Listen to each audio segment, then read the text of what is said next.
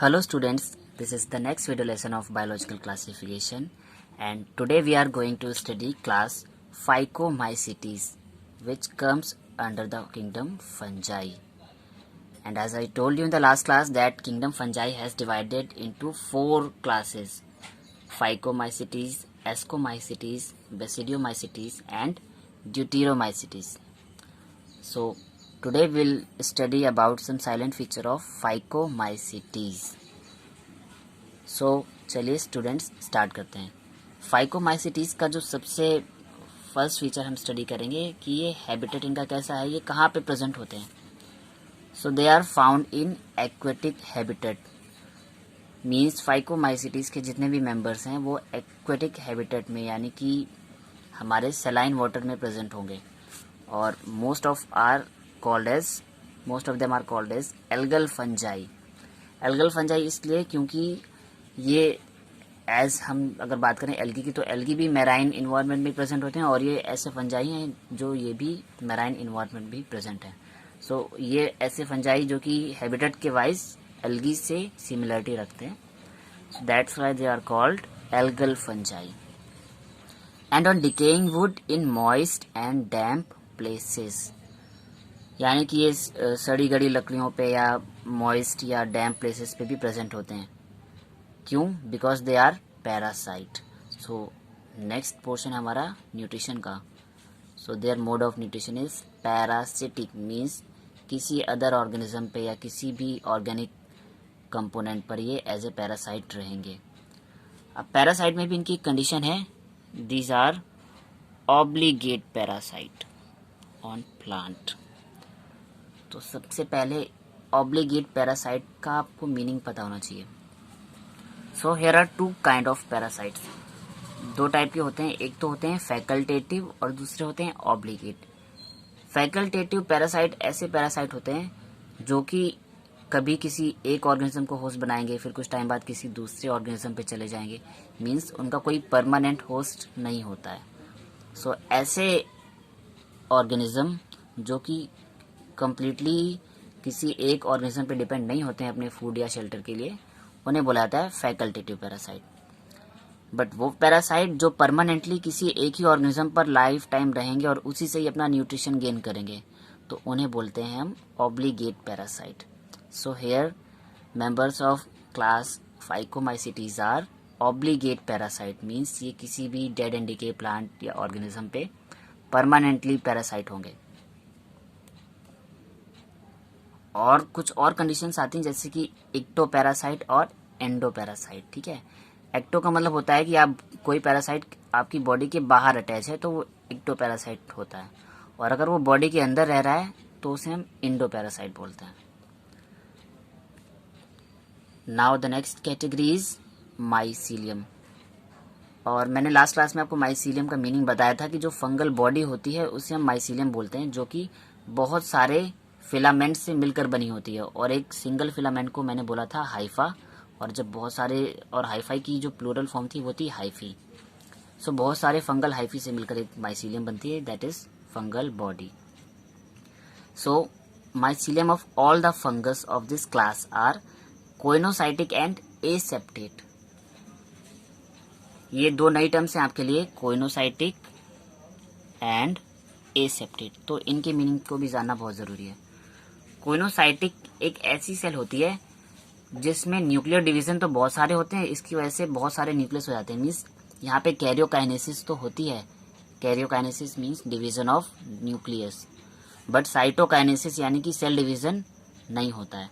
तो इस तरह से जो कोइनोसाइटिक सेल होती है वो कैसी होती है? मल्टी न्यूक्लिएटेड सेल, क्योंकि उसका जो न्यूक्लियस है कंटिन्यूसली डिवाइड करते रहते हैं और बहुत सारे न्यूक्लियस बन जाते हैं within a single cell, और सेल एक ही रह जाती है क्योंकि सेल वॉल डिवाइड नहीं होती है। एंड एसेप्टेट कैटेगरी का मतलब होता है no boundary wall between the cells, यानी कि हमारी सेल्स के बीच में कोई भी बाउंड्री वॉल नहीं होगी। तो एक तरीके से दोनों सिमिलर कैटेगरी हैं कि अगर सेल्स के बीच में बाउंड्री वॉल नहीं है यानी कि उनके न्यूक्लियस आपस में मिक्सअप हैं, एक दूसरे से आसपास ज़्यादा गैप में नहीं है, प्लस उनके बीच में कोई भी डिवाइडिंग लाइन नहीं है। तो आपको कंडीशन समझने के लिए इस डायग्राम को ध्यान से देखें तो आपको ए सेप्टेट और सेप्टेट में डिफरेंस क्लियर हो जाएगा। ये देखिए जो पहली कंडीशन है ये वाली, ये है ए सेप्टेट कंडीशन। सेप्टेट से मतलब आता है सेप्टा। सेप्टा का मीनिंग होता है डिवाइडिंग लाइन। ये जो सेप्टा वर्ड आ रहा है, सेप्टा का मतलब होता है डिवाइडिंग लाइन।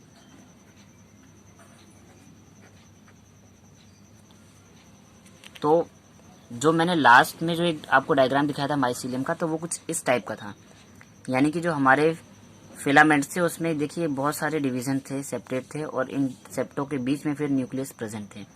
मींस इनकी सेल अलग अलग डिवाइडेड थी, यानी कि सेल के बीच में बाउंड्री वॉल प्रेजेंट थी।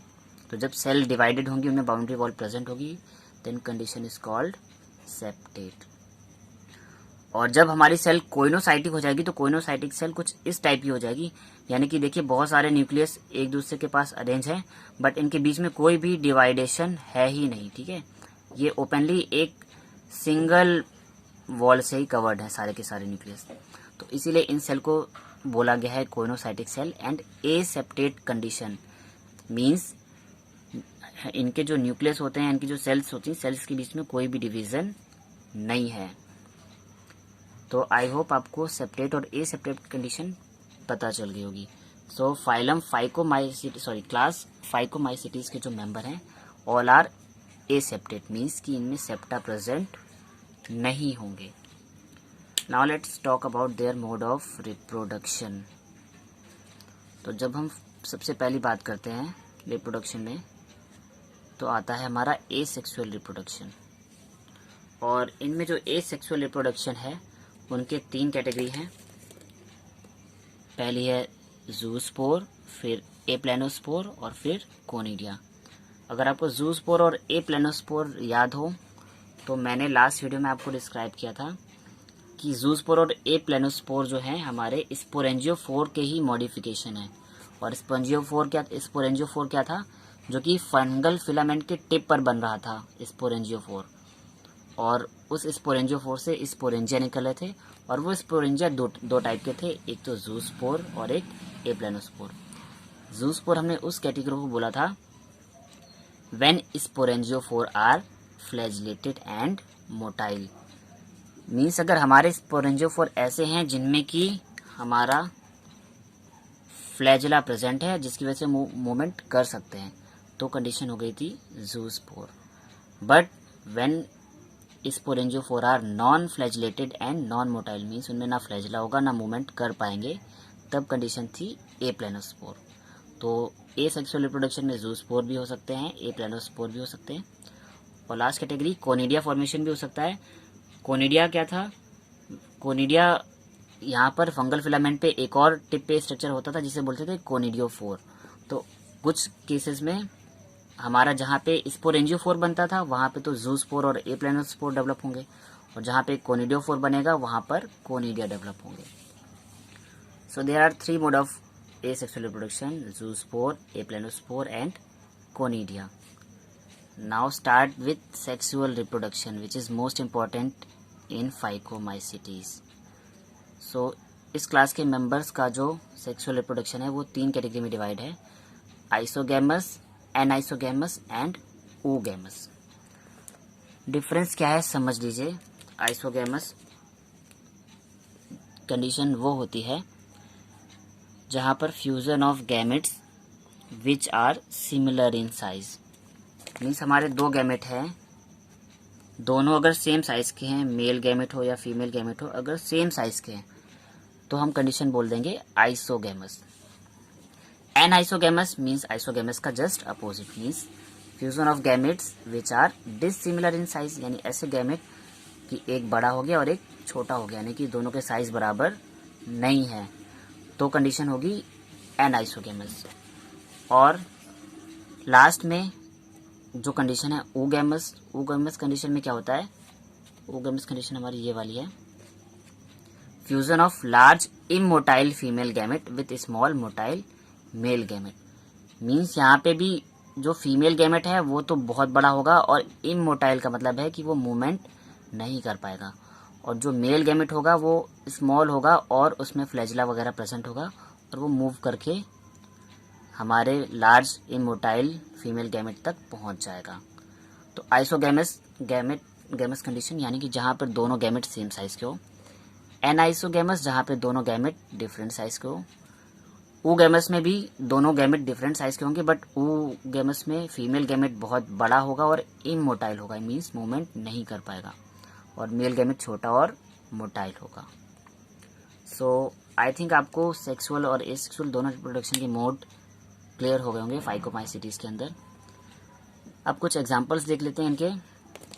तो म्यूकर हो गया, राइजोपस जिसको कि हम ब्रेड मोल्ड भी, जब इसको सबसे पहले फाउंड किया गया था तो लोगों ने इसको ब्रेड मोल्ड नाम दे दिया था, क्योंकि ये हमारे नॉर्मली खाने की चीज़ों पे ब्रेड वगैरह पे पाया गया था। और फिर Albugo, it is a parasite fungi on mustard, यानी कि सरसों की जो वेराइटीज़ होती हैं मस्टर्ड की, वहाँ पर ये एज अ पैरासाइट प्रेजेंट रहता है। सो आज की क्लास में इतना ही। And if you miss the last video session of kingdom fungi, because इसका जो पहले वाला वीडियो था मैंने वहाँ पे ही किंगडम फंजाई को स्टार्ट किया था, और अगर आपने किंगडम फंजाई के साइलेंट फीचर्स नहीं पढ़े हैं तो आपको फाइकोमाइसीटीज पढ़ने में ज़रूर प्रॉब्लम होगी, क्योंकि फाइकोमाइसीटीज तो हमारे किंगडम फंजाई का ही पार्ट है।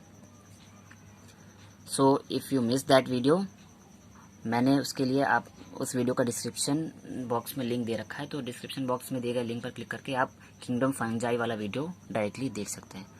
एंड स्टूडेंट्स, अगर आपको मेरे वीडियो समझ आ रहे हैं तो प्लीज़ इसे लाइक कीजिए और सभी स्टडी रिलेटेड ग्रुप्स में शेयर कीजिए, ताकि ज़्यादा से ज़्यादा स्टूडेंट्स इन वीडियोस को देख पाएँ।